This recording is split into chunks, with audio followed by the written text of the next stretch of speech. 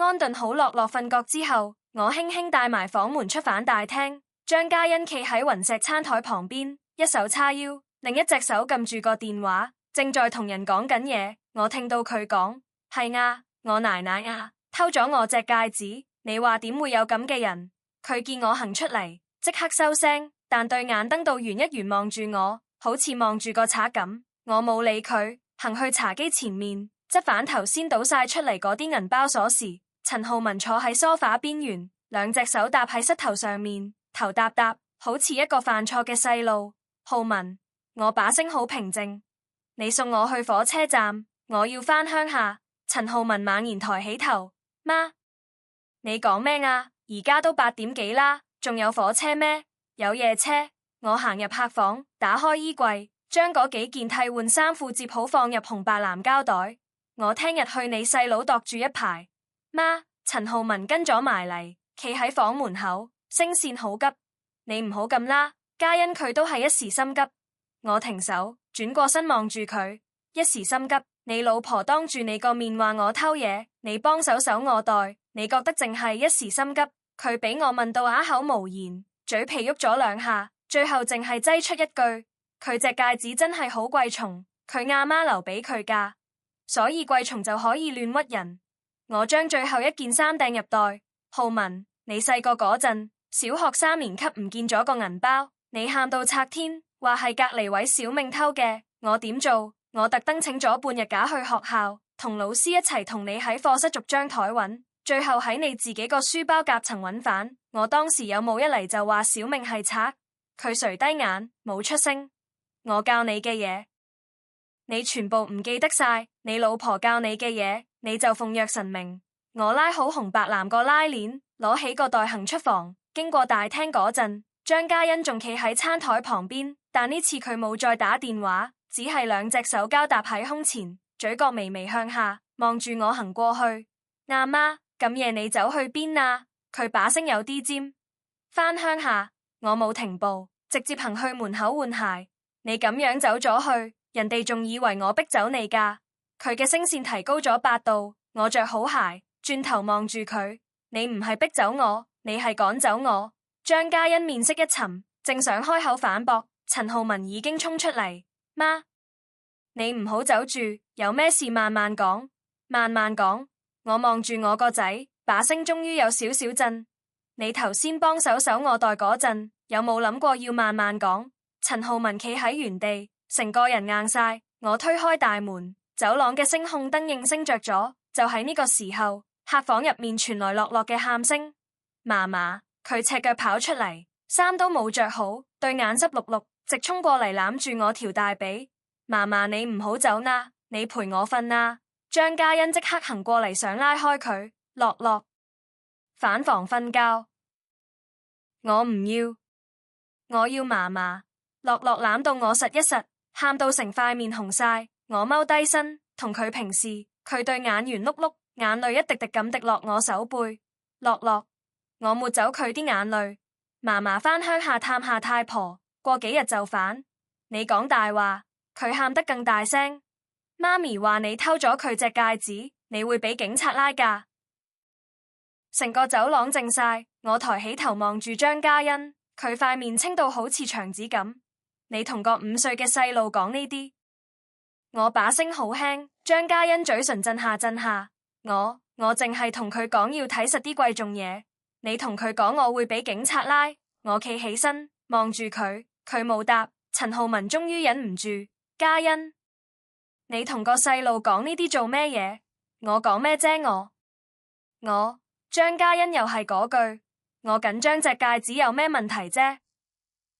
樂樂仲係攬住我唔放，喊到打晒思憶。我低頭望住佢，個心軟到一塌糊塗。呢個孫係我一手一腳湊大，由佢出世到而家5歲，餵奶換片沖涼湊放學都係我跟進跟出。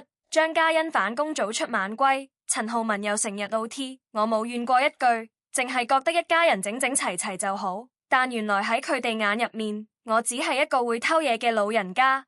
樂樂，我抹乾佢塊面，你信唔信嫲嫲？佢點頭，點到個頭好似搖鼓咁。咁你聽嫲嫲話，返房瞓覺，聽朝起身，嫲嫲買腸粉俾你食，好冇？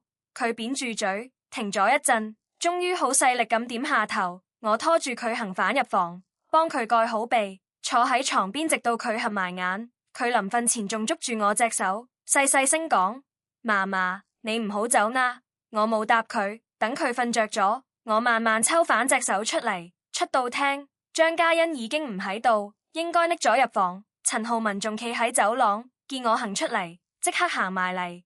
媽，我擺一擺手，制止佢講落去。浩文，我由你細個湊到你大，你讀小學嗰陣發高燒，我背住你行2條街去診所。你中學考公開試壓力大鬧情緒，我陪你傾通宵。你結婚買樓，我同你老豆淘晒積蓄俾你俾首期。你老豆走嗰陣，淨係留低一句說話，就係叫你好好照顧我。陳浩文眼眶開始紅，我從來冇要求你報答我，但最起碼唔好當我係賊。媽，對唔住。他把聲豪啊，你唔使同我講對唔住，你要對得住嘅係你自己個良心。我行去門口攞起紅白藍，我走先，費事陣間又唔見咗啲乜，又賴落我度。媽，咁夜你去邊啊？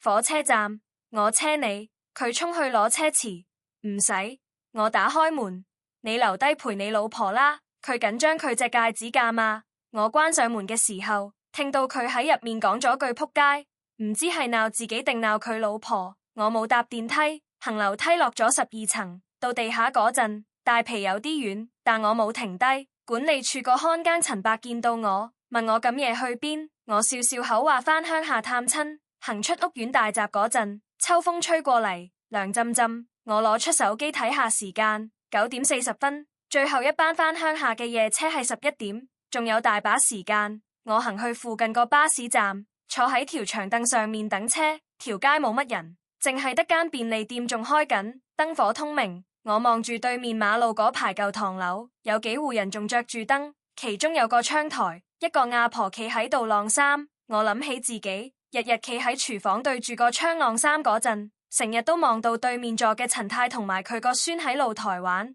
陳太成日同我講話個新抱成日嫌佢煮餸太鹹，又話佢拖地拖唔乾淨。我當時仲笑佢，話你新抱都係為你好咋。而家諗返轉頭，我同佢有咩分別？個電話震咗2下，係陳浩文 send 嚟嘅信息。媽，你去到邊？我出嚟揾你。我望住個電話，停咗一陣，打咗幾個字：我去你細佬度住，唔使揾我。跟住我熄埋個電話。巴士嚟到，我上車，坐喺最後排靠窗個位。車開嗰陣，我望住窗外飛過嘅街燈，一盞盞黃黃地嘅光，逐粒逐粒向後退。我諗起30年前，我同佢老豆啱啱搬入嚟呢區嗰陣，嗰時浩文先得2歲，我背住佢，佢老豆擔住2大袋雜物，我哋由鄉下出嚟打拼。第一間屋租喺唐樓7樓，冇電梯，夏天熱到成間屋似蒸籠。但嗰時我哋好開心，夜晚一家3口瞓喺張碌架床上面，浩文瞓中間，佢老豆打鼻鼾，我就望住天花板個風扇轉下轉下，覺得自己有晒全世界。後尾浩文大個，結婚買樓，我同佢老豆淘晒棺材本幫佢俾首期。佢老豆走嗰年，臨尾拉住我隻手，同我講：老伴，浩文成家立室啦，你唔好成日諗住佢，要識得為自己而活。我當時冇聽得明，我以為為自己而活就係幫個仔湊孫煮飯打理頭家，原來唔係。巴士喺黑夜入面行咗半個鐘，到咗火車站，我落車買咗飛入閘，坐喺候車室入面等。火車站入面人唔多，有幾個外傭姐姐坐喺一缺傾偈，有個阿伯瞓喺長凳上面蓋住件大褸，有對情侶攬埋一嚿喺度講悄悄話。我望住時鐘，仲有15分鐘開車，個心好平靜，平靜到有啲唔真實。呢一刻我冇嬲冇喊，淨係覺得好似甩咗一個好重好重嘅包袱。原來一直以來我都將個仔同新抱當成全部，將個孫當成命根，但原來喺佢哋眼中，我不過係一個隨時可以懷疑、隨時可以手袋嘅外人。我唔怪佢哋，我只係心死。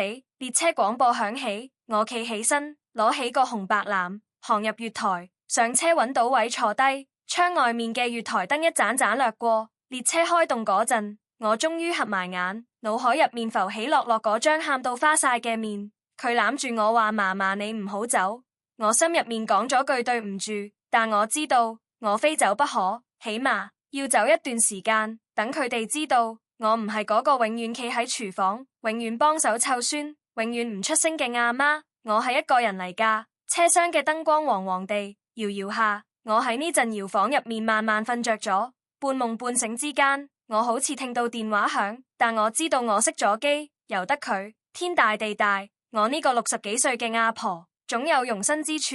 第二章節，火車搖晃咗成晚，我幾乎冇點瞓過。隔籬位個阿叔打鼻鼾打到拆天，後面嗰排又有個細路喊足半程，但我知自己瞓唔着，主要原因唔係呢啲。天光嗰陣，火車到站，我攞住個紅白藍落車，月台上面嘅風凍過香港好多，我拉高件外套拉鏈，跟住人潮行出閘，細仔陳浩明企喺的士站旁邊等我，着住件灰色風褸，頭髮有啲亂，好似啱啱瞓醒就趕出嚟。佢一見到我就行快步過嚟幫我攞個紅白藍。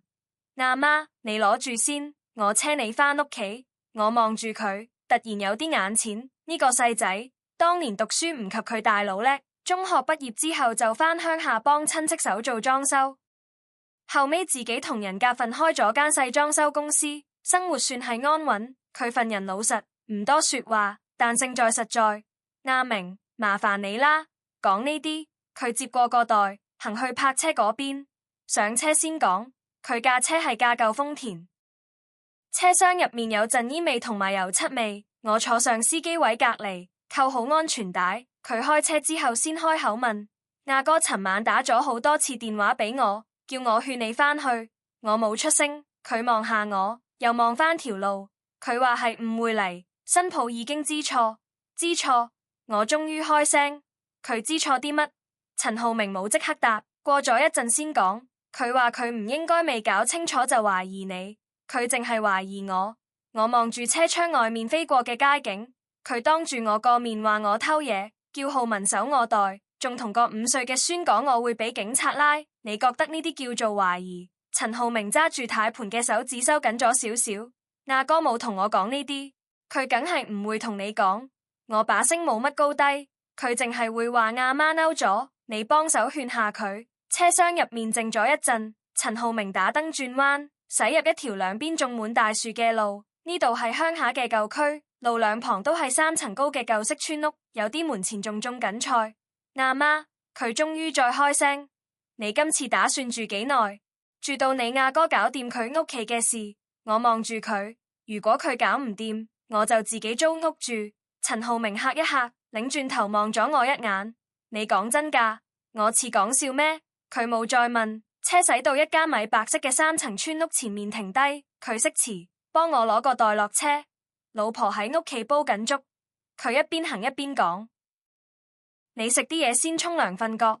我唔咗一聲，跟住佢行入屋。新抱阿芬企喺廚房門口，圍住條圍裙，手上面仲攞住隻湯殼。佢見到我，笑住行出嚟。阿媽，到咗啦，快啲入嚟坐。我煲咗蠔豉瘦肉粥，你食碗先。阿芬呢個新抱同張嘉欣完全兩個樣，佢冇張嘉欣咁識打扮，成日着住件舊 T 恤牛仔褲，頭髮隨手紮條馬尾。但佢對人真心，嫁俾陳浩明8年，從來冇同我紅過面。我每次返鄉下，佢都一定煲湯煮餸招呼我。我話唔使咁客氣，佢就話你係我阿媽啊，招呼你有咩問題？呢一刻，我企喺佢哋屋企嘅廳入面，望住阿芬行入廚房裝粥嘅背影，再諗起張嘉欣嗰塊冷冰冰嘅面，個心頭酸到講唔出話。阿媽，你坐啊。陳浩明推張凳俾我，食完嘢先講。我坐低，阿芬捧碗粥出嚟放喺我面前，粥面灑咗蔥花同油炸鬼碎，熱辣辣嘅蒸汽湧上嚟。我攞起隻匙羹，舀咗一啖入口，鹹淡適中，米粒煲到爛晒，蠔豉嘅閃味滲晒入啲粥水入面。食到一半，我終於忍唔住，滴咗2滴眼淚落碗粥度。阿芬即刻行過嚟，攞紙巾俾我。阿媽，做咩喊啊？唔好諗咁多啦，嚟到呢度當自己屋企就得。我抹咗抹眼淚，點下頭，冇事，粥太好食之嘛。陳浩明坐喺對面，望住我，冇講嘢，但佢眼神我明，佢由細到大都係咁，唔識講好聽嘅說話，但佢個心喺度。食完粥，阿芬帶我上二樓客房，間房好整齊，床鋪換咗新嘅床墊被袋，窗台上面仲放咗盤小仙人掌。阿媽，你瞓陣先，有咩事叫我。阿芬幫我拉好窗簾，被鋪尋日攞出嚟曬過，好乾淨㗎。我點頭，等佢出去之後，我坐喺床邊，望住窗簾透入嚟嘅光線。呢間房細過香港嗰間客房好多，但我覺得安樂。我攞出手機開機，一開就係鋪天蓋地嘅信息。陳浩文打咗30幾次電話，send 咗幾十條信息。開頭嗰幾條係媽你喺邊，你返嚟未？中間嗰啲係嘉欣知道錯啦，你唔好咁啦。最後嗰幾條變咗阿媽你嬲完未？你咁樣走咗去，人哋點睇我哋？我逐條睇完冇覆，跟住我打電話俾樂樂嘅幼稚園，同老師講我呢排唔喺香港，如果樂樂有咩事可以聯絡佢爸爸媽媽。老師問我發生咩事，我淨係話身體唔舒服，返鄉下休養。收線之後，我將電話校到靜音，擺喺床頭櫃，然後攤喺張床上面。天花板上有一條幼幼嘅裂紋，由左邊延伸到右邊，好似一條乾涸咗嘅河。我望住佢，腦入面諗嘅係呢幾年嘅事。張嘉欣嫁入嚟之前，我同佢相處得算係咁。佢係浩文嘅大學同學，屋企環境一般，但個人算得體。結婚嗰陣，我同老公俾咗30萬禮金，又幫手俾咗一半首期。我以為呢個係一個好開始，但婚後第2年，老公走咗，一切就變咗。張嘉欣開始嫌我呢樣嗰樣，話我煮嘅餸太油，話我拖地拖唔乾淨，話我用嘅洗潔精有化學嘢會影響樂樂。我以為佢係緊張個家，就逐樣改，煮餸燒油，拖地拖完再用乾布抹一次，洗潔精轉晒有機嘅，但改完一樣又有第2樣。後來連我晾衫嘅位置佢都有意見，話我啲衫晾喺露台出面影響景觀。浩文一開始都有出聲幫我講下說話，但後尾就越嚟越少，越嚟越沉默。我知佢為難，一邊係老婆，一邊係阿媽，所以我好多時都忍到最後。就係尋晚嗰場大龍鳳，我瞓着咗，可能因為太攰，可能因為呢張床太舒服，我一覺瞓到下午2點幾，醒嗰陣聽到樓下有人講嘢，把聲似係陳浩明同人傾電話。我落樓見陳浩明企喺廳嘅窗邊，電話貼住耳仔，眉頭皺到可以夾死烏蠅。你同佢講，阿媽暫時唔會返去，唔係我唔幫手，阿哥你自己諗下你做咗啲乜先。佢係你阿媽嚟噶，你由得老婆手佢代。佢壓低聲線，但語氣好硬。我唔同你講啦，阿媽落咗嚟。佢收線，轉過身望住我，苦笑。阿哥打嚟，佢講咩？都係嗰啲，話新抱好後悔，叫佢同你道歉。我行去廚房斟杯水飲，後悔。佢後悔嘅係屈錯咗我，定係後悔搞到浩文難做？陳浩明冇答。我飲完杯水，問佢：你公司今日唔使開工，晏啲先去，有個地盤喺附近，可以車你出去行下。唔使，你去做你嘅事，我想自己出去行下。佢望住我，好似有啲擔心。我笑下，我喺呢度大架，唔會蕩失路。佢終於點頭，換鞋出門之前同我講：阿媽，有咩事打俾我。佢走咗之後，屋企得返我同阿芬，同埋佢哋嗰個2歲嘅女女晴晴。晴晴仲未識講好多嘢，但見到我就笑住伸手要我抱。我抱起佢，佢成個頭挨落我膊頭，手指揸住我件衫領。我抱住晴晴行出門口，企喺曬到暖粒粒嘅門前空地，隔籬屋個陳師奶喺門口淋花，見到我大聲打招呼：哎，明素返嚟啦，幾時到㗎？住幾耐啊？尋晚到。我笑住答：住一排先。好啦好啦，得閒過嚟食飯啊。我呢排整咗啲梅菜，你試下。我點頭，抱住晴晴行出去村口嗰條路。呢條路由細行到大，兩邊嘅大榕樹仲喺度，樹根突出地面，形成一個個小坡。我細個嗰陣成日同啲細路喺度跳嚟跳去，大個之後嫁咗出去，每次返嚟都會行下呢條路，行到村口嗰間舊雜貨鋪，鋪頭仲係光叔兩公婆睇住。光叔見到我，從櫃台後面伸出頭嚟：阿明素，好耐冇見，你瘦咗嘅，有咩？我食好多㗎。我笑笑，入嚟坐下啦，沖杯茶俾你。我抱住晴晴入咗鋪，光叔婆即刻搬張凳俾我坐，又攞咗包餅乾俾晴晴搣。鋪入面有陣陳年雜貨嘅味道，醬油、鹹魚、餅乾夾埋一齊，但聞落好親切。光叔沖咗杯普洱俾我，坐喺對面，聽阿明講，你喺香港同新抱有啲唔開心。我端起杯茶飲咗一啖，冇否認，有少少摩擦啦。新抱呢家嘢，光叔搖下頭，夾到就係一家人，夾唔到就係冤家。我嗰個新抱都係，成日嫌我個仔搵得少，又話我哋兩老唔幫手湊孫，我都費事同佢嘈盞自己唔開心。光叔婆喺旁邊搭嘴，你個新抱起碼肯俾你湊孫，我嗰個直頭唔俾我掂個孫啊，話我唔識湊。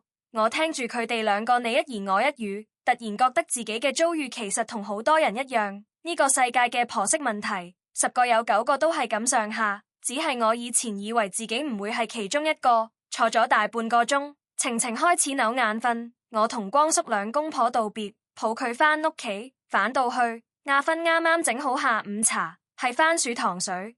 阿媽，你飲碗先，佢裝咗一碗俾我。我見你尋晚冇點瞓，飲啲糖水好瞓啲。我接過碗，糖水暖粒粒，番薯煮到綿晒，甜味啱啱好。阿芬，我飲咗2啖，開聲問佢：你同阿明結婚咁耐，我有冇邊度做得唔好？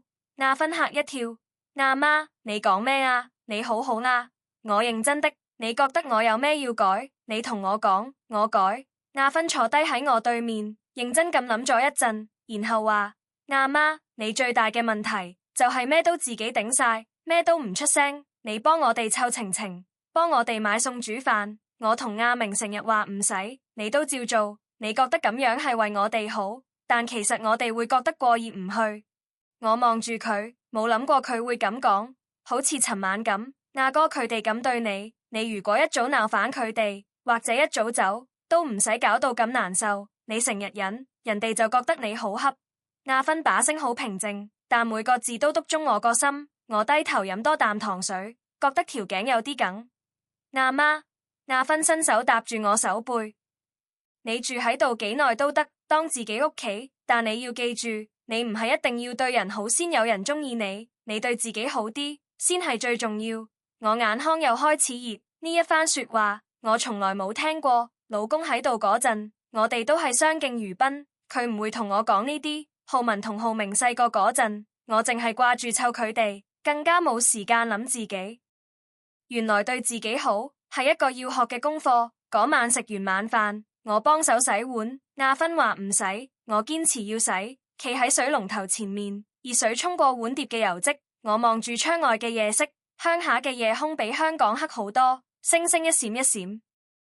電話震咗一下，我抹乾手，攞起電話睇，係陳浩文 send 嚟嘅一張相，相入面係樂樂，佢攬住我上次買俾佢嗰隻熊仔公仔，對眼紅紅地，喺相入面細細聲講咗句嘢，相片下面附咗段錄音，我撳開嚟聽，樂樂嘅聲線傳出嚟：嫲嫲，你幾時返嚟啊？我好掛住你，媽咪喊咗，爸爸都好唔開心，你返嚟啦好唔好？我把聲重複播咗3次，每次聽到媽咪喊咗嗰句，我個心都抽一抽，但與此同時，我記起阿芬講嘅話，你唔係一定要對人好先有人中意你。我將電話放低，繼續洗碗。過咗一陣，陳浩明行入廚房，企喺我旁邊低聲講：阿哥打咗好多次俾我，話樂樂尋晚喊到半夜，問你可唔可以同樂樂視像。我關咗水龍頭，用抹布抹乾隻碗，聽日先。我將隻碗擺入碗櫃，今晚我想瞓好啲。陳浩明望住我，點下頭。我上樓之前，經過大廳，見到阿芬抱住晴晴喺梳化睇電視。晴晴見到我就伸手，我行過去摸下佢個頭。晴晴，乖，嫲嫲聽日同你玩。晴晴笑住點頭，露出得幾隻嘅牙仔。我行上樓梯嘅時候，腳步比尋晚輕咗好多。我知香港嗰邊一定亂晒龍。浩文一定喺度煩惱點樣收科，張嘉欣一定喺度諗點樣挽回面子，但我唔想理住，我而家淨係想好好瞓一覺，聽朝起身飲碗阿芬煲嘅粥，抱下晴晴，同光叔傾下計。至於樂樂，我掛住佢，但我知如果我而家心軟返去，下次佢哋又會再踩過界。呢一次，我要等佢哋真正明白，我唔係一個可以隨便冤枉、隨便手袋嘅阿婆。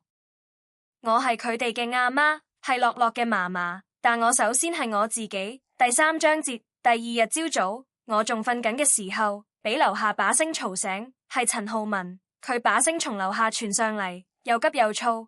阿明，你同我講阿媽喺邊，我親口同佢道歉。我跟住聽到陳浩明壓低聲線回應，聽唔清楚講乜，但語氣明顯係想叫佢大佬細聲啲。我起身換好衫，落樓梯嘅時候，腳步聲好輕。廳入面，陳浩文企喺門口，西裝都冇換，一副尋晚冇瞓過嘅樣，眼肚浮腫，鬚根都生晒出嚟。佢一見到我，即刻行前2步。媽，我企喺樓梯最後一級，冇行過去。你嚟做咩？我把聲好平，我嚟接你返去。佢搓下手，似係想行近，但又唔敢。樂樂尋晚喊咗成晚，佢好掛住你，你返去睇下佢啦。我望住佢，呢個係我親生仔，由細睇到大，佢咩表情代表咩心思，我一清二楚。佢而家呢個表情係心虛，淨係樂樂掛住我。我問佢窒一窒，梗係我同嘉欣都好掛住你啦。嘉欣叫你嚟㗎。佢又窒，佢話佢知錯，想同你道歉。我冇出聲，行去廚房斟杯水飲。陳浩文跟咗入嚟，企喺廚房門口，繼續講：媽，你唔好咁啦，嘉欣佢真係知錯㗎。佢尋晚成晚都冇瞓，一路喺度喊。佢喊係因為覺得委屈，定係因為覺得過意唔去？我轉過身問，陳浩文張開嘴，又合埋，答唔出。浩文，你坐低。我行出廳，指張梳化，佢乖乖坐低，兩隻手搭喺膝蓋上，好似細個嗰陣俾老師罰企咁嘅姿勢。我坐喺佢對面，中間隔住張茶几。我問你幾條問題，你照實答我。我望住佢對眼，佢點頭。第一，尋晚件事，你覺得嘉欣有冇做錯？佢猶豫咗1秒，有。佢唔應該未搞清楚就話你偷嘢。第二，佢錯嘅淨係呢樣。陳浩文垂下眼，細聲講：佢都唔應該叫樂樂睇實你。仲有呢？佢冇出聲。浩文，我把聲嚴肅咗少少。你老婆當住我個面話我偷嘢，叫你去搜我袋，仲要同個5歲嘅孫講我會俾警察拉。你覺得呢啲淨係誤會？媽，佢緊張隻戒指咋嘛？我知佢緊張隻戒指，但一個人緊張嘅時候會露出佢最真嘅一面。佢最真嘅一面就係當我係賊。陳浩文塊面白咗。我問你第3條問題，我繼續講。你尋晚幫手搜我袋嗰陣，你信唔信我？佢抬起頭，對眼有啲紅。我梗係信你，你信我，但你照搜。佢冇答呢個問題，佢答唔出。廳入面靜到得返雪櫃嘅壓縮機聲。過咗一陣，陳浩文把聲豪啞咁講：媽，對唔住，你唔需要同我對唔住，你需要嘅係諗清楚，你心目中個家係由邊個話事。我企起身，你返去先，我會自己決定幾時返。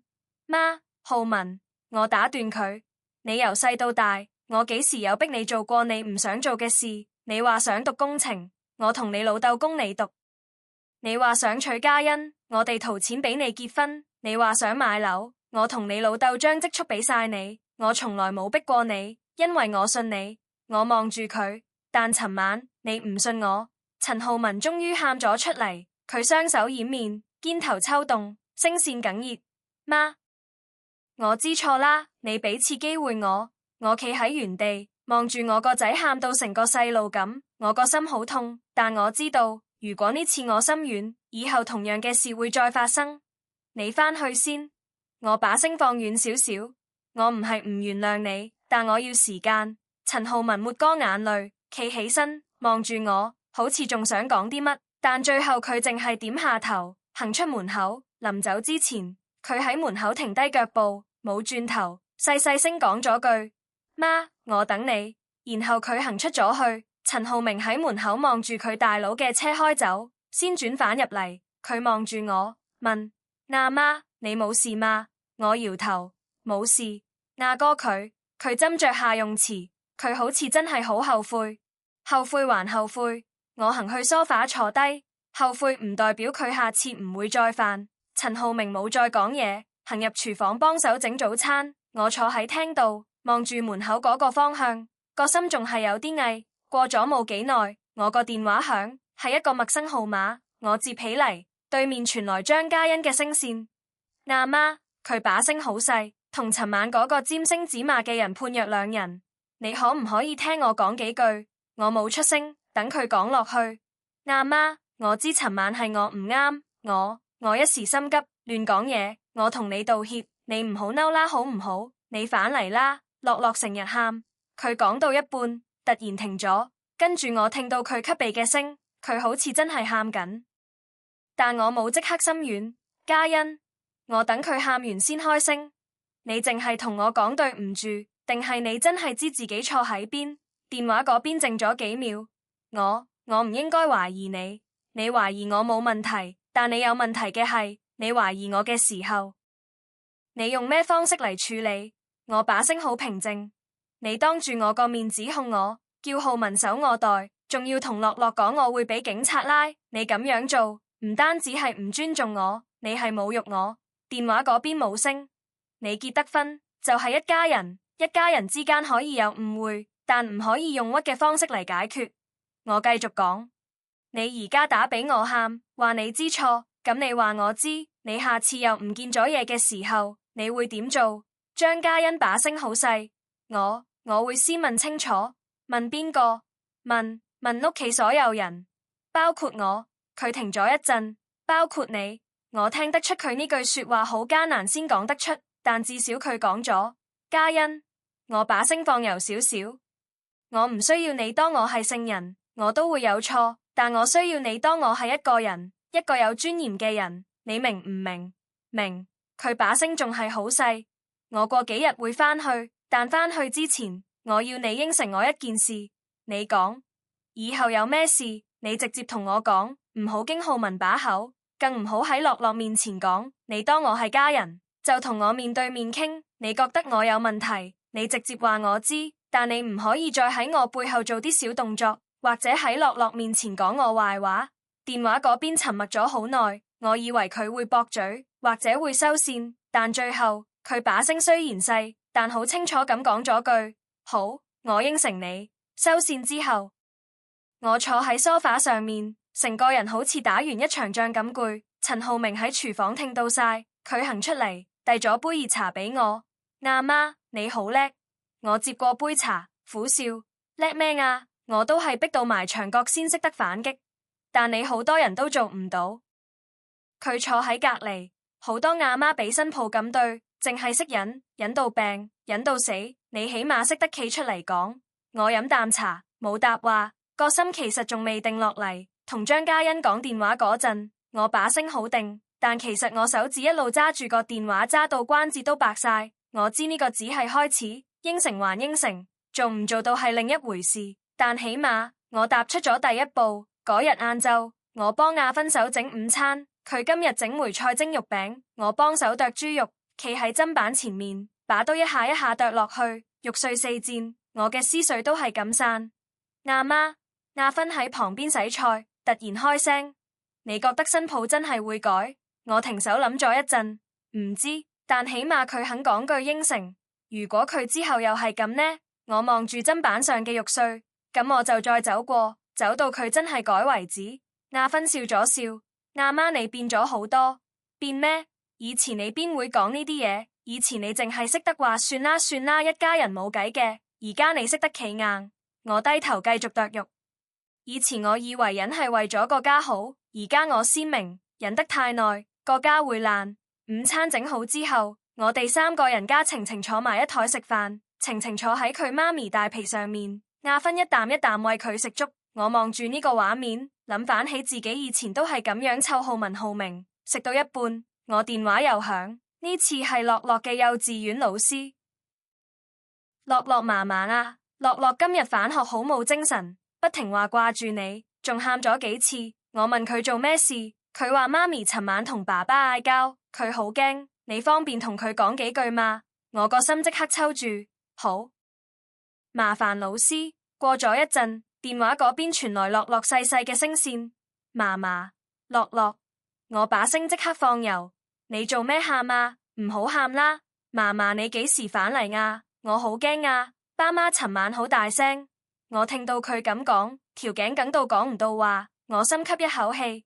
樂樂，嫲嫲過2日就返嚟，你乖乖地返學，聽老師話，好唔好？真㗎？真？你發誓？我忍唔住笑咗。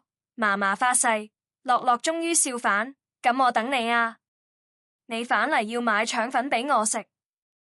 好，買腸粉俾你食。收線之後，我望住台面碟梅菜蒸肉餅，突然覺得件肉餅好似樂樂塊面，圓圓地，脹卜卜，我個鼻頭有啲酸。阿芬見到我咁，拍拍我手，阿媽，想返去就返去啦，唔使死撐。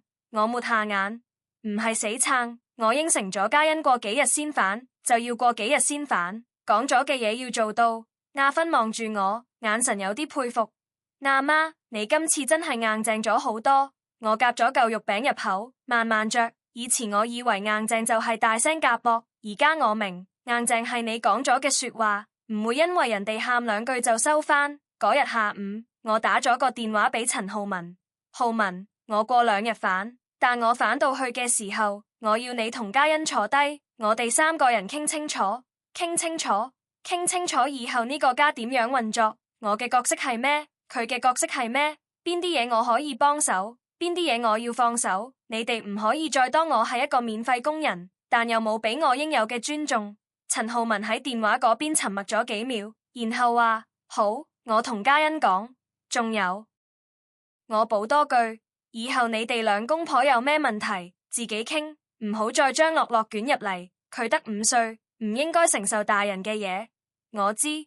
收線之後，我企喺窗前望出去，外面嘅天色開始轉暗，村路2旁嘅路燈逐盞着起，有個阿伯拖住隻狗行過，隻狗一路行一路聞地下。我望住呢個平靜嘅畫面，個心慢慢定落嚟。返去之後會點？我唔知。張嘉欣應承我嘅嘢，佢做唔做到，我都唔知。但我知我自己做到咩？我做到企硬，做到講出自己嘅底線，做到喺人哋踩過界嘅時候行開。呢啲嘢我以前唔識，而家我學識咗。我合埋窗簾，上樓沖涼，熱水淋落嚟嗰陣，我諗起樂樂喺電話入面嗰句你發誓，佢把聲咁信我。我應承咗佢會返去，就一定會返，但返去唔代表我會變返以前嗰個乜都忍嘅阿媽。我關水喉，抹乾身，換好衫，落樓嗰陣，阿芬喺廳度同晴晴玩緊積木。晴晴見到我，即刻動高個積木俾我睇。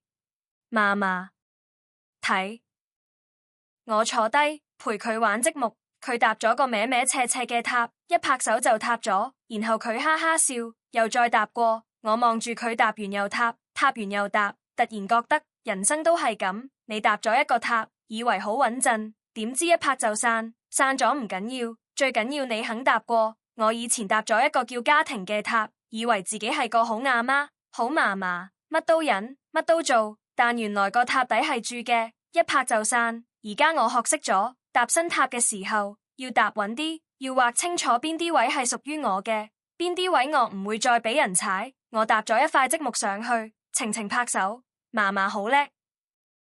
我笑咗，係啊，我好叻。我以前唔知，而家先知。我同自己講，返到香港之後，無論張嘉欣點樣，我都要記住呢一刻嘅感覺，記住我都可以企直，記住我唔係一定要靠人嚟換取一個家，我係一個有尊嚴嘅人。任何一個家，如果容唔落我嘅尊嚴，就唔值得我留低。第4章節，2日後嘅朝早，我執好個紅白藍，準備返香港。阿芬幫我將2樽佢自己醃嘅鹹檸檬塞入個袋，話煲水飲可以止咳。陳浩明車我去火車站，沿途冇乜講嘢，到咗月台先開口：阿媽，有事就打俾我，唔使怕麻煩。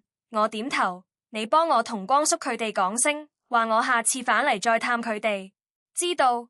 火車開動嗰陣，我望住窗外嘅田野向後退。2日前我搭呢班車返嚟嗰陣，個心灰到好似一堆死灰。而家返去，個心雖然仲有陰影，但起碼多咗少少嘢。嗰少少嘢叫做底氣。我知返到去唔會即刻一帆風順，但我已經準備好。火車到香港嗰陣係下午2點幾，我行出閘，遠遠就見到陳浩文企喺接車大堂，兩隻手插喺褲袋，頭耷耷，好似等緊審判咁。佢一見到我，即刻行埋嚟，接過我手上嘅紅白藍。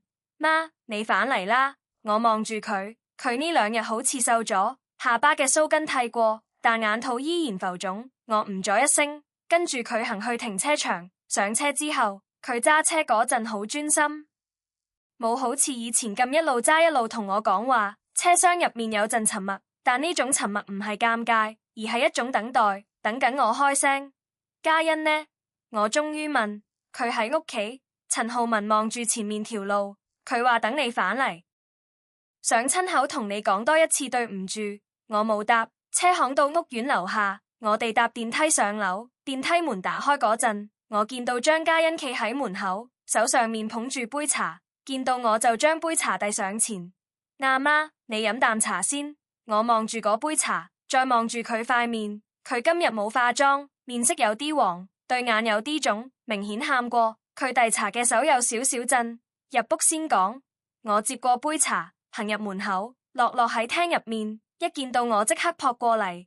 嫲嫲，佢成個細路掛喺我身上，頭挨住我條腰。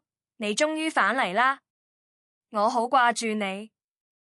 我放低杯茶，彎低身攬住佢。嫲嫲都好掛住你。佢抬起頭望我，對眼仲有少少紅。你應承我買腸粉㗎，聽朝買俾你食。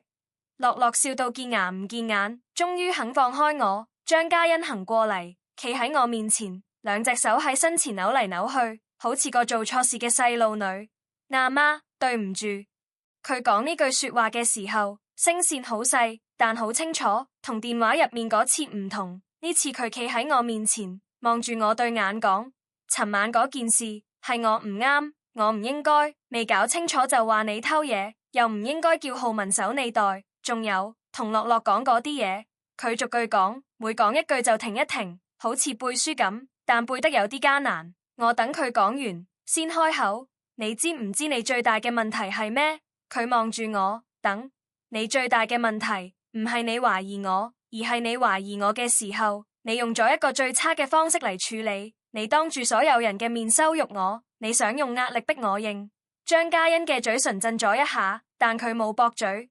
一家人嘅意思唔係你大聲就得，你對我唔滿意，你直接同我講，你覺得我有問題，你坐低同我傾，唔好再喺我背後做小動作，唔好再喺樂樂面前講我壞話。我望住佢對眼，繼續講，你明唔明我講咩？佢點頭，明。咁你應承我，以後有咩事，你同我面對面講。我應承你。呢句說話，佢喺電話入面講過一次。而家佢企喺我面前，再講多一次，我唔知佢做唔做到，但起碼佢肯講第二次。我端起佢斟嗰杯茶，飲咗一啖，茶仲暖，係佢特登沖嘅。嗰晚，陳浩文話出街食飯，話當係同我洗塵。我本來想喺屋企煮就算，但諗下呢餐飯可能係一個重新開始嘅機會，就由得佢哋安排。酒樓入面，張嘉欣坐喺我隔籬，成晚不斷幫我夾餸。佢以前從來唔會咁做，食飯嘅時候淨係顧自己同樂樂，或者夾俾浩文。呢一晚，佢夾咗嚿蒸魚放喺我碗度，又裝咗碗湯放喺我面前。浩文望住呢個畫面，表情有啲複雜，似係鬆一口氣，又帶住少少忐忑。樂樂坐喺兒童凳上面，自己食緊條春卷，食到成面都係碎。我幫佢抹嘴，佢笑住話：嫲嫲你返嚟真好，呢幾日媽咪成日黑面。我好驚。張嘉欣即刻面色一變。樂樂，我擺擺手，由得佢講。樂樂唔知頭唔知路，繼續講。爸爸都唔笑嘅，佢哋唔同我玩，淨係你同我玩。我摸下佢個頭，咁嫲嫲返嚟，以後日日同你玩。張嘉欣垂下眼，冇出聲。我知佢聽到樂樂講呢啲，個心一定唔好受，但呢啲係事實，係佢呢幾日情緒失控造成嘅後果。食完飯返到屋企，樂樂沖完涼就拉住我入房，要我陪佢瞓。佢攤喺床上面，攬住隻熊仔，細細聲問我：嫲嫲，你以後唔會再走啦？如果媽咪又鬧你，你會唔會又走？我停咗一陣，諗點樣答一個5歲嘅細路。樂樂，我坐喺床邊，摸住佢個頭。嫲嫲走，唔係因為媽咪鬧我，嫲嫲走，係因為媽咪冤枉我，你明唔明？佢似明非明咁點頭。如果以後媽咪又冤枉嫲嫲，嫲嫲可能會再走，但嫲嫲走咗都會返嚟睇你，因為嫲嫲好錫你。樂樂攬實我隻手，咁你唔好走啦，我會同媽咪講，叫佢唔好冤枉你。我忍唔住笑，你咁叻仔，我好叻㗎。佢挺起個胸，我識好多嘢。我幫佢冚好被，拍下佢個心口，佢好快就瞓着，呼吸均勻。我坐喺床邊望住佢，呢個細路係我呢幾年最大嘅安慰。佢乜都唔識，乜都唔明，但佢用佢最單純嘅方式護住我。我關燈出廳嘅時候，陳浩文同張嘉欣坐喺梳化上面，兩個人隔住一個位，冇乜交流。見我行出嚟，陳浩文即刻企起身，媽，坐。我坐低，張嘉欣將面前嘅生果盤推過嚟，阿媽，食橙。我攞咗嚿橙，冇食，擺喺手上面。有啲嘢我想同你哋講清楚。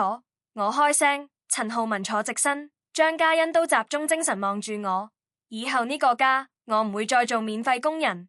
我望住佢哋兩個，買餸煮飯我會幫手，但唔會再一日三餐都係我包辦。你哋放假嘅時候輪流煮、拖地、洗衫，大家分工。張嘉欣嘴唇喐咗一下，似乎想講啲乜，但又忍住。樂樂嘅事，我仍然會幫手湊，但唔會再係我湊晒。你哋係佢父母，你哋要負返啲責任。我幫手係因為我錫佢，唔係因為我應該。我望住張嘉欣，嘉欣，你應承我以後有咩事直接同我講，我希望你做得到，但同一時間我都要你明白，我唔係你嘅下人，我冇欠你。張嘉欣垂低眼，我知。浩文，我轉向個仔，你係呢個家嘅男人，你有責任企出嚟維持公道。如果我同嘉欣有意見不合，你要做嘅係幫手調解，唔係一味叫邊個人。陳浩文搓手，我知道，媽，暫時係咁多。我食咗一啖舊橙，你哋有冇嘢想講？張嘉欣同陳浩文對望咗一眼，然後張嘉欣開聲，阿媽，你講嘅我都同意，但我想問，如果第日我真係有嘢唔滿意你，我直接同你講，你唔會嬲？我唔會嬲。我望住佢，你直接講，我可以解釋，可以改，但你唔講，收埋，等到有一日爆發出嚟，就變咗尋晚嗰種事。張嘉欣點頭，好，我明。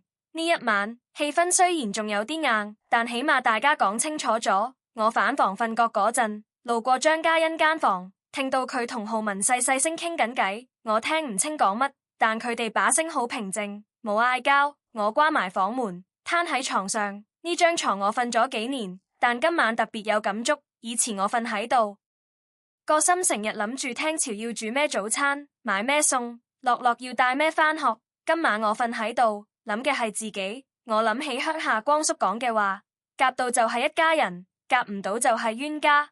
我唔想同張嘉欣做冤家，但我更加唔想再做以前嗰個任人搓圓冚扁嘅阿媽。第二日朝早，我6點幾就醒，習慣咗，唔會因為尋晚講咗乜就改變。但呢次我冇即刻行出廳準備早餐，我留喺房入面坐咗一陣，等到7點，我先出房。張嘉欣已經企喺廚房，着住圍裙，手上面拎住鑊鏟，見到我就講：阿媽，我整緊炒蛋多士，你食唔食？我企喺廚房門口望住佢，佢炒蛋嘅手勢有啲生疏，蛋炒得有啲老，但佢肯做。好啊，我行入去幫手攞碟，我幫你擺台。樂樂起身之後，見到台面有炒蛋多士，好開心。媽咪整㗎。張嘉欣點頭，係啊，你食唔食？食。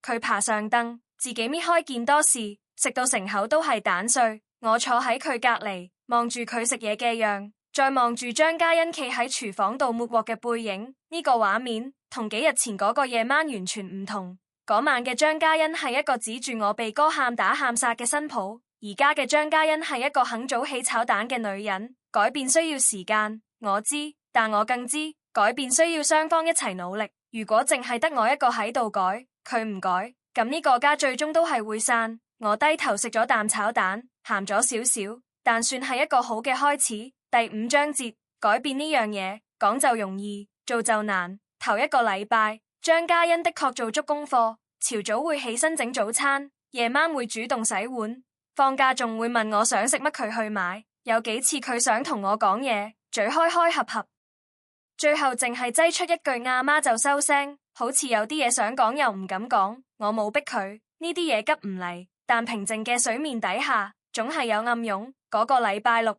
張嘉欣約咗幾個朋友出街食飯，臨出門之前佢企喺房門口化妝，化到一半突然行出廳問我：阿媽，你見唔見到我條銀色頸鏈？我擺喺床頭櫃上面㗎。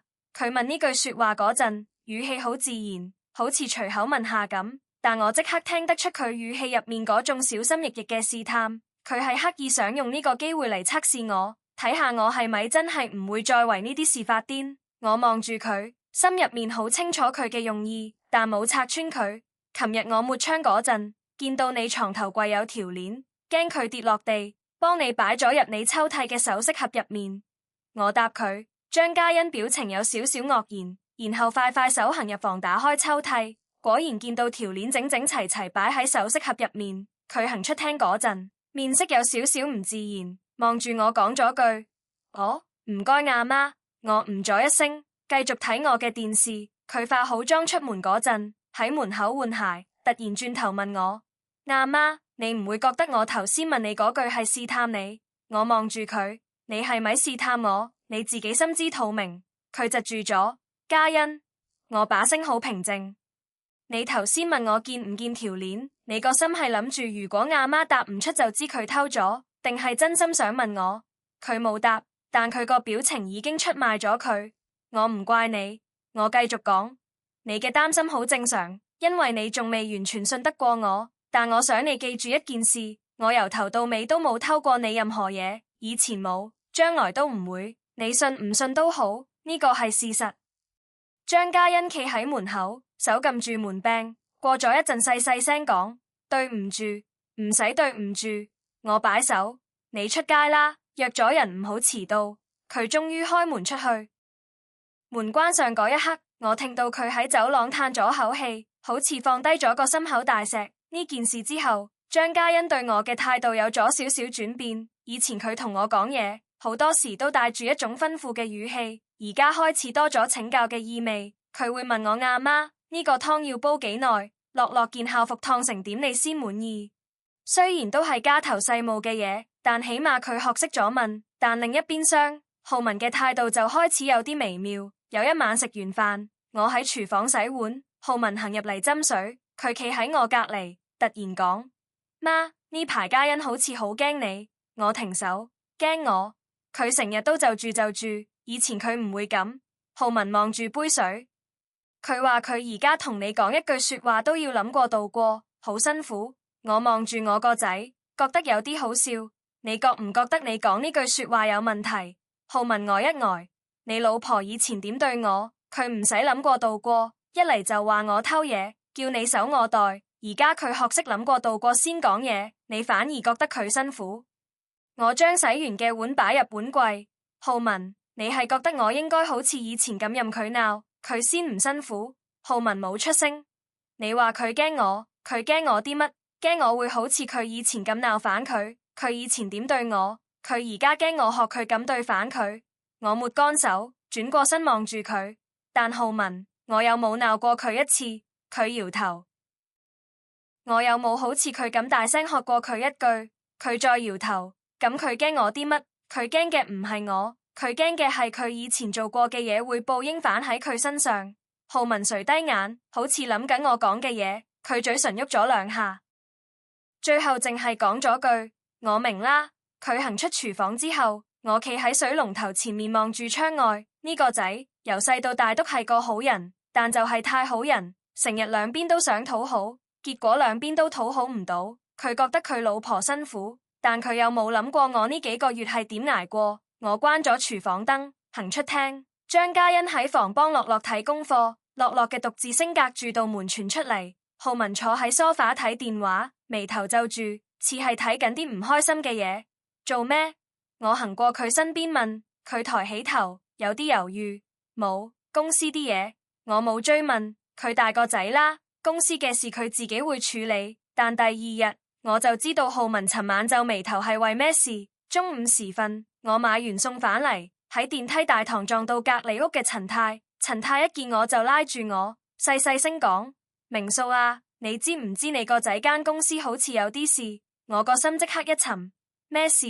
我老公話佢哋公司最近接咗單大工程，但個客走咗數，欠咗佢哋成百萬，而家周轉唔嚟啊！我老公尋日喺街見到浩文，見佢成個人瘦晒，問佢又話冇事。我謝過陳太，拎住送上樓，入到屋，浩文已經返咗工。張嘉欣今日放假，喺廳陪樂樂睇卡通片。我將餸擺入廚房，行出廳問張嘉欣：浩文間公司係咪有事？張嘉欣望住我，面色變咗變。佢同你講咗冇？隔籬陳太話我知。張嘉欣嘆咗口氣，將電視較細聲，叫樂樂入房玩。等樂樂關埋房門，佢先開聲：阿媽，浩文唔想你知道，佢話費事你擔心，但其實都幾大鑊。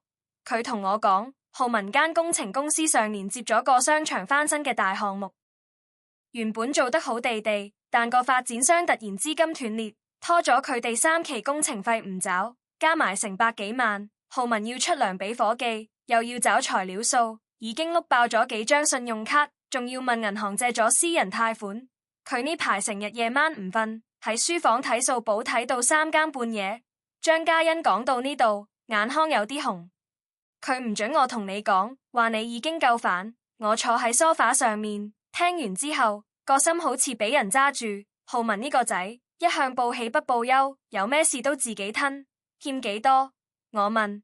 扣埋收到嗰啲，仲爭大約80萬。張嘉欣抹下眼角。我話俾佢聽，不如問我阿媽借住先。佢又唔肯，話唔想欠外家。我冇出聲，腦入面諗嘅係老公走嗰陣留低嗰筆保險金，加埋我呢幾年儲落嘅私己，大約有60萬左右。我本來諗住留俾自己養老，但而家我冇即刻講出嚟，我要諗清楚。嗰晚浩文返到屋企，成個人好攰，食飯都食得唔多。樂樂叫佢陪玩，佢勉強笑住陪咗一陣，就話要入房做嘢。張嘉欣同我對望咗一眼，大家都冇出聲。我洗完碗之後，敲咗敲書房門。浩文，媽，入嚟。佢把聲有啲沙，我推門入去，見佢對住部電腦，屏幕上面係一大堆數字表格。佢見我入嚟，快快手上識咗個畫面，我擺手制止佢。我知你公司嘅事。我坐喺佢對面，浩文面色一變，邊個同你講？隔籬陳太。我望住佢，你唔好怪佢，佢都係關心你。浩文垂下頭，兩隻手插晒入頭髮入面，成個姿勢好頹。媽，我唔想你知道㗎，我會搞掂。點搞掂？我問，佢冇答。你借咗銀行幾多？佢猶豫一陣，40萬。息口呢？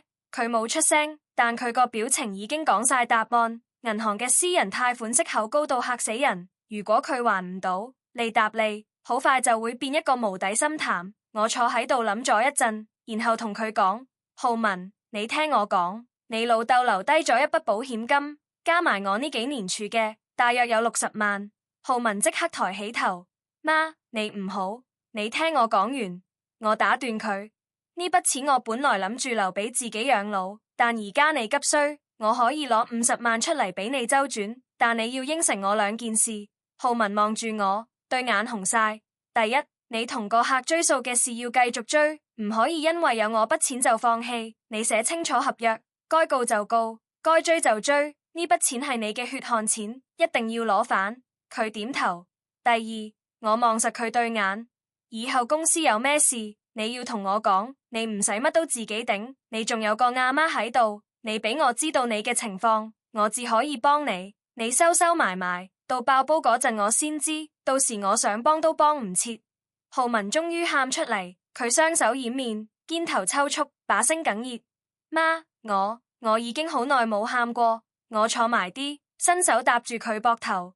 你幾大個都係我個仔，喊有咩好怕？佢喊咗好耐，我坐喺佢隔籬，一路冇出聲，由得佢發曳。以前佢細個嗰陣，每次喊我都會攬住佢。而家佢大個咗，有老婆有仔，但我依然係佢阿媽。等佢喊完，我去廚房斟咗杯暖水俾佢，佢飲完，抹乾眼淚，把聲仲有少少沙。媽，我聽日去銀行睇下啲數。你筆錢我當同你借，我會還俾你，仲會俾息，還就還，息就唔使。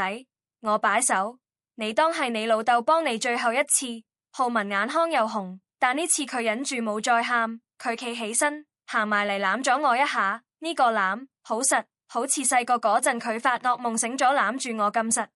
媽，多謝你，我拍拍佢背脊，一家人唔使多謝。嗰晚我瞓唔着，60萬係我同老公幾十年嘅積蓄。老公走嗰陣拉住我隻手話要好好對自己，留筆錢俾自己養老。但而家我將其中50萬拎咗出嚟，我唔係後悔。浩文係我個仔，佢有事我點可能唔幫？我只係諗呢個世界上邊個會喺我有事嘅時候拎50萬出嚟幫我？諗到呢度，我苦笑。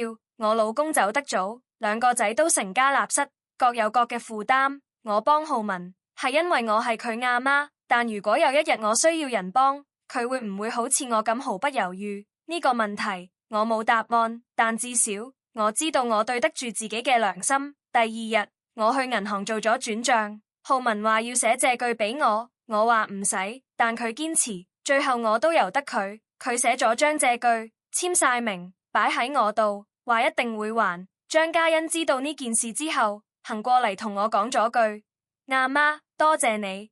我望住佢，突然問佢：嘉欣，如果有一日我有事，你會唔會幫我？張嘉欣俾我問到呆咗，過咗一陣先答：會，我會。我冇再追問，佢答得咁快，可能係真心，可能係因為我啱啱幫完佢老公，但冇所謂。我問呢句唔係要佢嘅答案，而係要佢記住呢個問題。當佢第日面對同樣抉擇嘅時候，佢會諗起今日。我呢個阿媽唔再係一個只會忍氣吞聲嘅老人家，我有付出，我都有底線。嗰日下晝，我帶樂樂去公園玩，佢喺滑梯上面滑上滑落，笑聲響遍成個公園。我坐喺長凳上面望住佢，陽光穿過樹葉照落嚟，喺地面形成一光斑。樂樂玩到攰，跑過嚟坐喺我大髀上面，頭挨住我心口。嫲嫲，佢細細聲講，爸爸尋晚喊，你點知？我起身屙尿嗰陣聽到㗎，佢喺書房喊，媽咪喺隔籬陪佢。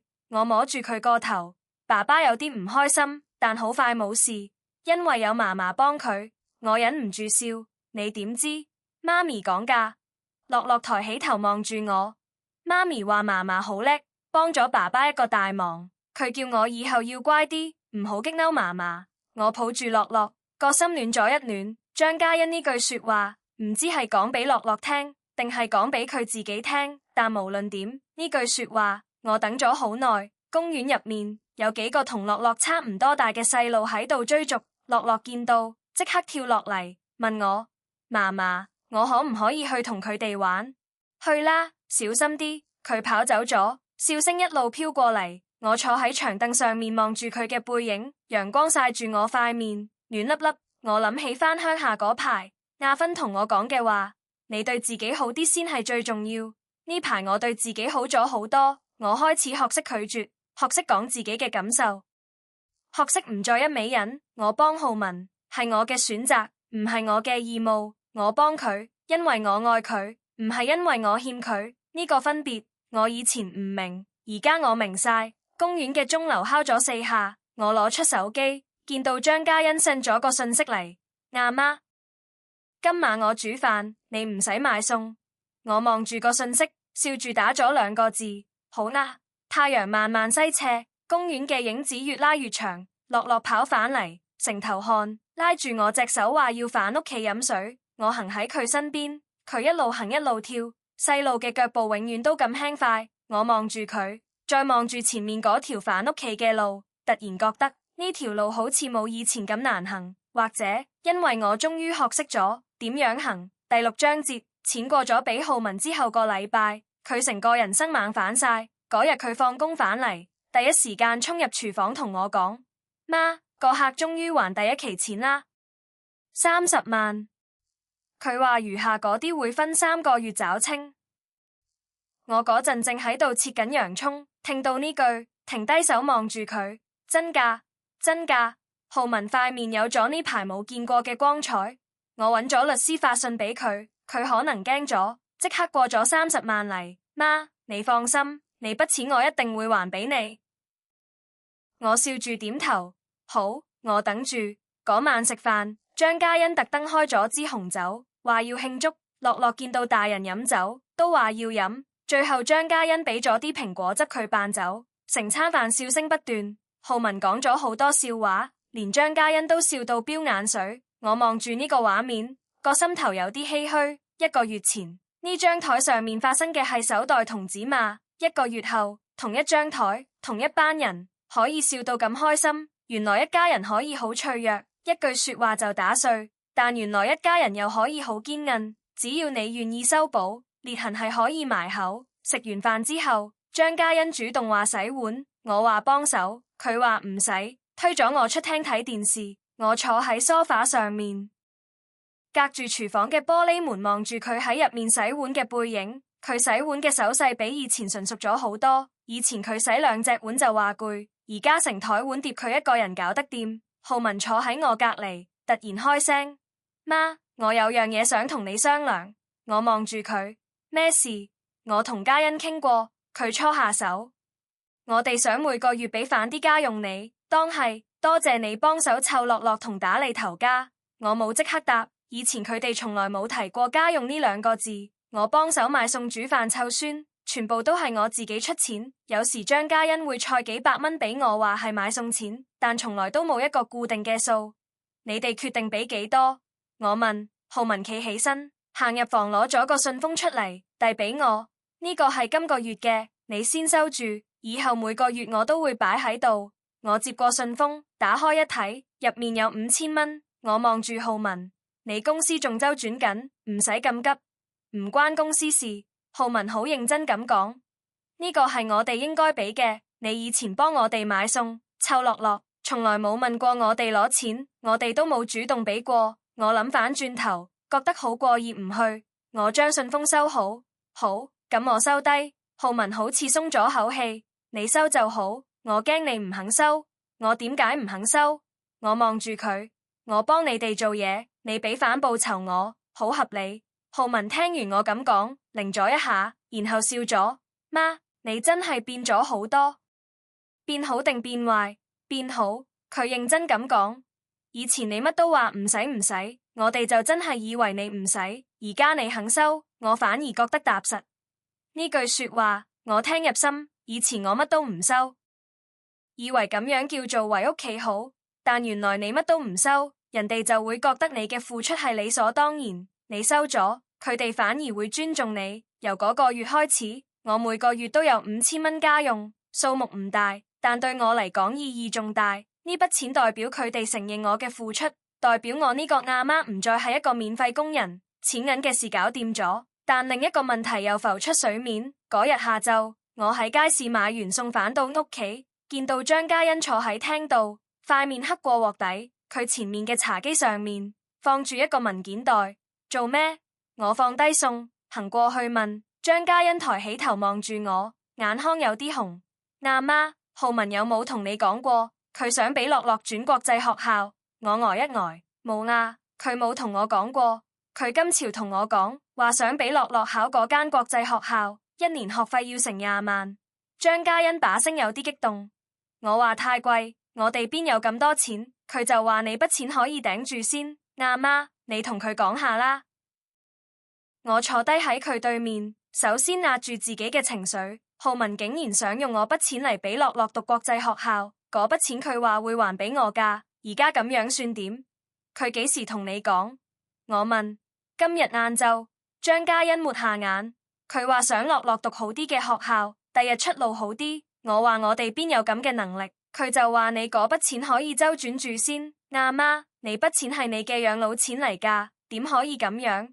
我坐喺度冇出聲，腦入面轉得好快。浩文呢個仔一向都係咁，一有啲錢喺手就諗住點樣用大咗。佢唔係壞心腸，但佢永遠計唔到條數，永遠覺得頂得住。嘉欣，我終於開聲，你唔使擔心，我會同佢講。張嘉欣聽我咁講，好似放低咗心頭大石。阿媽，多謝你，我唔係話唔想樂樂讀好學校，但而家真係唔係時候。我點頭，我明。嗰晚浩文返到屋企，我同佢講想傾下，佢一入書房，見到我坐喺佢張辦公椅上面，面色即刻變咗變。媽，你坐。我指指對面張凳，佢乖乖坐低。我聽嘉欣講，你想用我筆錢俾樂樂讀國際學校。浩文個表情僵住。嘉欣同你講咗？你唔好理邊個同我講，你答我係咪真？佢沉默咗一陣，然後點頭，係。我問過人，嗰間學校嘅課程好好，樂樂如果入到去，第日考大學會容易好多。浩文，我打斷佢，你仲欠我50萬，你話會還俾我嘅，而家你諗住用我筆錢去交樂樂嘅學費，咁你幾時還到錢俾我？浩文啞住，你公司嗰筆數先啱啱開始還，你仲有銀行貸款要供，你邊有咁多錢俾樂樂讀20萬一年嘅學校？我望住佢，你係咪諗住我筆錢唔使還？唔係，浩文即刻否認。我諗住等公司啲數收晒先慢慢還俾你。咁樂樂嘅學費呢？你一年20萬，6年小學就120萬，你邊度嚟？浩文講唔出，我嘆咗口氣。浩文，我唔係唔想樂樂好，但你要量力而為。你而家公司先啱啱企穩，你唔好諗咁遠。樂樂先5歲，佢有排先考大學。你而家搞到自己周身債，到佢真係考大學嗰陣，你仲有咩能力供佢？浩文垂低眼，兩隻手揸住膝頭，冇出聲。我筆錢你慢慢還，我唔急。但你要記住，呢筆錢係你老豆留俾我嘅養老錢，我拎出嚟幫你，係因為你係我個仔，你唔可以當呢筆錢係自己嘅，中意點用就點用。我把聲好平，但每個字都好清楚。浩文抬起頭，對眼有少少紅。媽，對唔住，我知錯，你唔使同我對唔住，你同嘉欣傾清楚，呢個係你哋兩公婆嘅決定，你唔可以自己話晒事，佢唔同意，你就逼佢，咁樣遲早出事。浩文點頭，我會同佢傾。仲有，我補多句，以後呢啲大數目嘅決定，你唔好自己諗咗就算，你要同我同嘉欣商量，呢個家唔係你一個人嘅。你明唔明？明。我企起身行出書房嗰陣，見到張嘉欣企喺走廊，明顯係偷聽緊。佢見我行出嚟，有啲尷尬。阿媽，我擺擺手，佢會同你傾，你等下佢。我行入廚房，斟咗杯水飲，冰涼嘅水滑過喉嚨，我個心先慢慢定落嚟。以前嘅我，聽到浩文想用我筆錢，可能又會忍，又會覺得算啦，佢都係為個孫好。但而家唔同。我學識咗企硬，學識講出嚟，呢個就係改變。過咗2日，浩文同張嘉欣終於傾掂數，佢哋決定暫時唔報國際學校，等樂樂讀多年普通幼稚園先算。浩文仲應承咗張嘉欣，以後呢啲大決定會2個人一齊商量。張嘉欣嗰日特登買咗個蛋糕返嚟，話要多謝我。樂樂見到蛋糕開心到跳起，成個頭挨埋去，鼻尖掂到啲 cream。我坐喺梳化上面，望住佢哋一家3口切蛋糕，個心頭有種講唔出嘅感覺。呢個家由1個月前嘅4分5裂，到而家慢慢修補，雖然仲有裂痕，但起碼個形狀反咗嚟。張嘉欣切咗嚿蛋糕捧過嚟俾我，阿媽，呢件最大嘅俾你。我接過蛋糕，食咗一啖，係芒果味，甜甜酸酸，幾好食。嘉欣，我食到一半，突然開口。你覺得我呢排有冇變？張嘉欣望住我，認真咁諗咗一陣，有，你變咗好多。以前你唔會出聲，而家你會講。咁你覺得好定唔好？佢笑咗，好。雖然我有時會俾你嚇親，但好過以前你收收埋埋。我唔知你諗咩。我聽完點頭，佢講得啱。以前我收收埋埋，以為自己係為咗家庭和諧，但其實只係將炸彈越埋越深。而家我肯講出嚟，雖然有時會撞到硬，但起碼大家知道對方嘅底線喺邊。樂樂喺旁邊食到成面都係 cream， 張嘉欣攞紙巾幫佢抹，抹完之後，樂樂跑過嚟挨住我，問我：嫲嫲，你開心啲定唔開心啲？我忍唔住笑，你識分咩？我識㗎，佢好認真。你以前成日都唔笑，呢排成日笑。我攬住佢，咁你中意嫲嫲笑定唔笑？笑。成個廳都笑咗出聲。嗰晚瞓覺之前，我企喺窗前望出去，對面座樓嘅燈火逐家熄，夜空中間或有一兩粒星閃過。我諗返呢一個月發生嘅事，由嗰晚俾人屈偷戒指，俾人手袋，到而家一切慢慢上反軌道。改變咗嘅唔止係張嘉欣同浩文，仲有我。我以前以為一個好阿媽就係要忍，要付出，要唔計較，但原來咁樣忍法，最後只會忍到個家散晒。真正嘅好阿媽係識得企出嚟講自己嘅感受，識得保護自己嘅尊嚴。我關埋窗簾，上床瞓覺。瞓着之前，我諗起老公，如果佢仲喺度，睇到我而家呢個樣，唔知會唔會嚇一跳。以前佢成日話我太軟弱，話我對人太好，唔識保護自己。我嗰時唔明，覺得對人好點會有錯。而家我明咗，對人好同保護自己從來都唔衝突。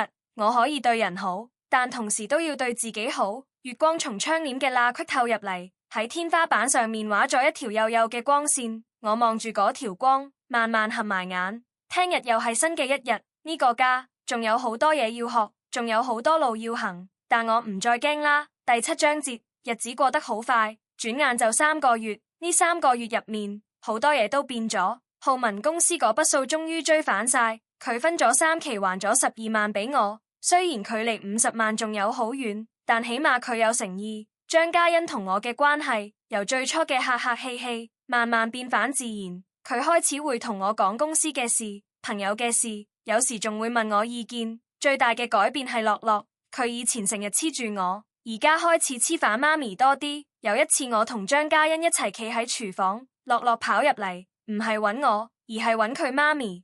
媽咪，你幫我睇下呢個功課得唔得？張嘉欣望住我，有啲唔好意思。我笑住同佢講：好事嚟㗎，你係佢阿媽，佢黐你係正常。嗰刻我終於明，以前樂樂咁黐我，唔係因為佢特別錫我，而係因為佢媽咪成日唔喺度。佢冇得揀，而家張嘉欣肯放多啲時間喺個仔身上，樂樂自然會揀返自己嘅阿媽，呢個係好事。我一直都話，我只係幫手湊孫，唔係要同佢阿媽爭仔。有一日下晝，張嘉欣突然同我講，話想同我去飲茶，淨係我同佢兩個，唔帶浩文，唔帶樂樂。我有啲意外，但都應承咗。酒樓入面人頭湧湧。阿姐推住點心車穿插喺台與台之間，張嘉欣揀咗張靠窗嘅卡位，坐低之後幫我斟咗杯茶。阿媽，佢開聲，我想多謝你。我望住佢，等佢講落去。呢幾個月，如果唔係你，我同浩文可能已經散咗。佢望住杯茶，聲線好平靜。以前我覺得你喺度好煩，成日覺得你管頭管尾，但而家我明，你唔係管我，你係幫緊我。我飲啖茶，冇答。特別係浩文公司嗰次，你攞50萬出嚟幫佢，我當時真係好驚訝。我問自己，如果調轉係我會唔會咁做？佢抬起頭望住我，我諗咗好耐，我嘅答案係我會猶豫。你誠實，我終於開聲，所以我覺得慚愧。張嘉欣把聲有少少啊，你對我老公咁好，我對你之前咁樣，我真係覺得好對唔住。我擺擺手，過去嘅事唔好再提，但我一定要講。佢好堅持。阿媽，我想同你講，由而家開始，我會當你係自己阿媽咁對。我望住佢，呢句說話，佢以前講過無數次，但以前講嗰陣係客套說話，係場面嘢。而家講，我喺佢對眼入面睇到真心。好，我點頭，我當你係自己女。張嘉欣笑咗。笑到對眼有少少濕，佢裝咗嚿蝦餃放喺我碗度，食嘢啦，凍咗唔好食。嗰嚿蝦餃皮薄餡靚，我咬落去，蝦肉彈牙。我望住窗外面嘅街景，車來車往，人來人往，呢個城市從來都唔會停落嚟。但喺呢一刻，我覺得自己終於企穩咗。飲完茶出嚟，張嘉欣話要去超市買餸，我同佢一齊行，經過街口嗰間賣腸粉嘅鋪頭。我諗起樂樂中意食，就話買2條返去俾佢。阿媽，張嘉欣企喺鋪頭門口等緊嗰陣，突然同我講：我有樣嘢想問你。你問？你之前返鄉下嗰排係咪好嬲我？我望住佢，坦白咁答：嬲，但嬲完之後係心死。佢面色變咗變。你知唔知心死同嬲有咩分別？我問佢，佢搖頭。嬲代表仲在乎，心死代表我已經唔想再理。我返鄉下嗰排，我真係諗過以後唔返嚟，由得你哋自己過。我接過老闆遞嚟嘅腸粉，俾錢，繼續行。但後來我諗通咗一樣嘢。咩嘢？我嬲你係因為我當你係家人，如果我唔當你係家人，我根本唔會嬲，我會直接走，以後唔見。但因為我當你係家人，我先會心痛，先會覺得失望。張嘉欣行喺我側邊，冇出聲，所以就算我嗰排幾嬲都好，我從來冇放棄過呢個家。我轉頭望住佢，因為你同浩文同樂樂就係我嘅全部。張嘉欣終於忍唔住喺街邊喊咗出嚟，佢用手背抹眼淚，但越抹越多。我企喺度望住佢，冇安慰佢，因為我知道呢啲眼淚佢需要流晒出嚟。等佢喊完，我遞咗張紙巾俾佢，返屋企啦。樂樂等緊食腸粉，佢接過紙巾，抹乾塊面，跟住我行到屋苑樓下嗰陣，佢突然加快腳步，同我並排，然後伸手拖住我隻手，我嚇一跳，低頭望住佢拖住我嗰隻手，佢隻手好暖，有少少濕，可能係頭先喊過嘅手汗。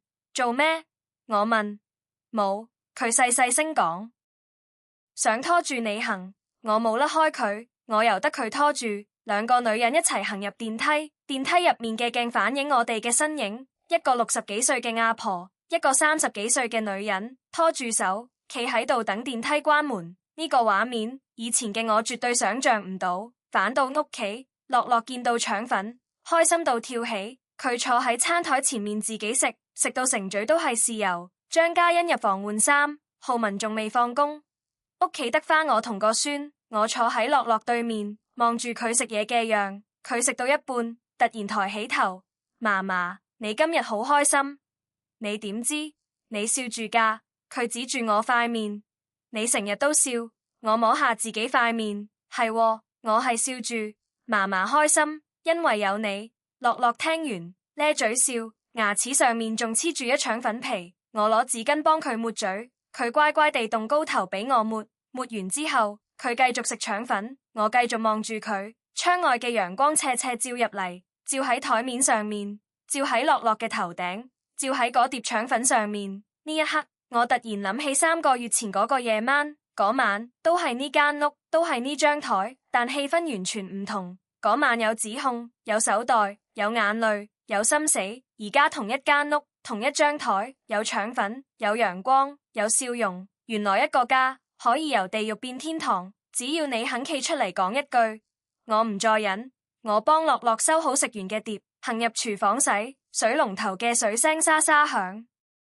我望住窗外，對面座樓嘅陳太又喺露台晾衫，佢見到我就揮手，我揮反俾佢。以前我成日覺得陳太嘅遭遇同我好相似，都係俾新抱嫌棄，但而家我諗，原來每個人嘅路都唔同。陳太有陳太嘅路，我有我嘅路。佢揀咗忍，我揀咗企硬，冇話邊個啱邊個錯，只係大家嘅選擇唔同。而我唔後悔自己嘅選擇。嗰晚浩文放工返嚟，帶咗2張戲飛返嚟。佢話公司嗰個客為咗道歉，送咗幾張首映飛俾佢，問我同張嘉欣去唔去？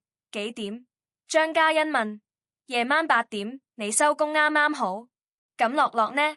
我湊，我主動講，你哋2個去睇戲。難得有機會，張嘉欣同浩文對望咗一眼，然後張嘉欣話：好，咁麻煩阿媽。佢講麻煩呢2個字嗰陣，語氣同以前完全唔同。以前佢講麻煩係客氣，但入面帶住一種你應該做嘅意味。而家佢講麻煩，係真心覺得唔好意思。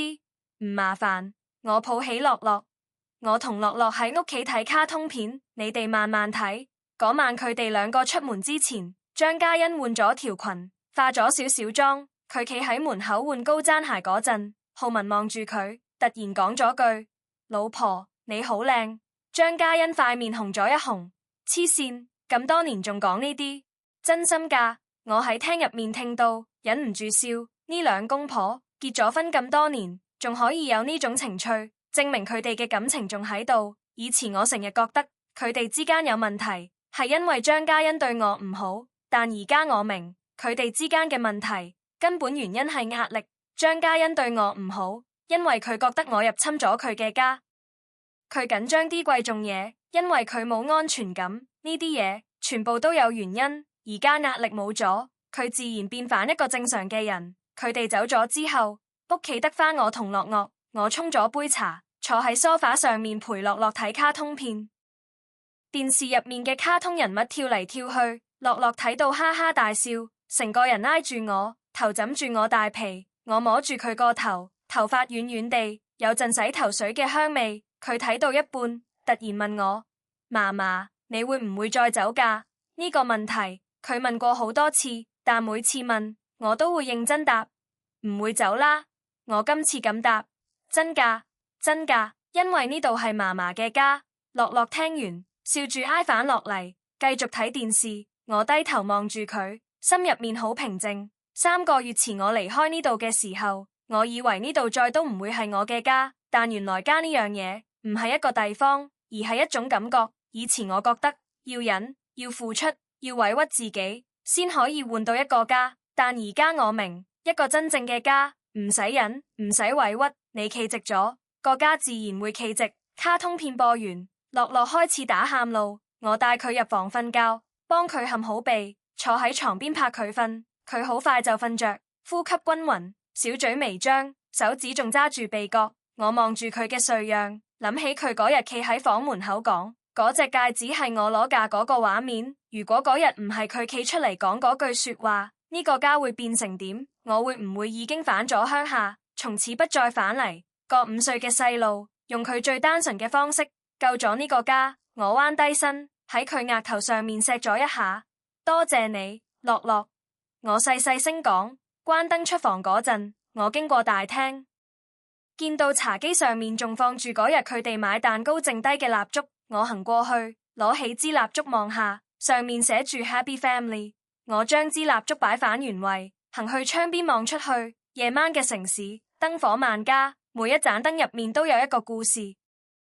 我唔知其他人家嘅故事係點，但我知我自己嘅故事，由呢一刻開始係一個新嘅篇章。我關咗廳燈，行入房，瞓上張床嗰陣，床褥發出熟悉嘅吱一聲。我望住天花板，同3個月前嗰個夜晚一樣嘅天花板，一樣嘅裂紋，但唔同嘅係，3個月前我望住呢條裂紋，個心係凍嘅；而家我望住同一條裂紋，個心係暖嘅。條裂紋仲喺度，但我已經唔介意，因為我知呢個世界冇完美嘅天花板，亦都冇完美嘅家庭。有裂紋唔緊要，最緊要你肯去修補。我合埋眼，慢慢瞓着。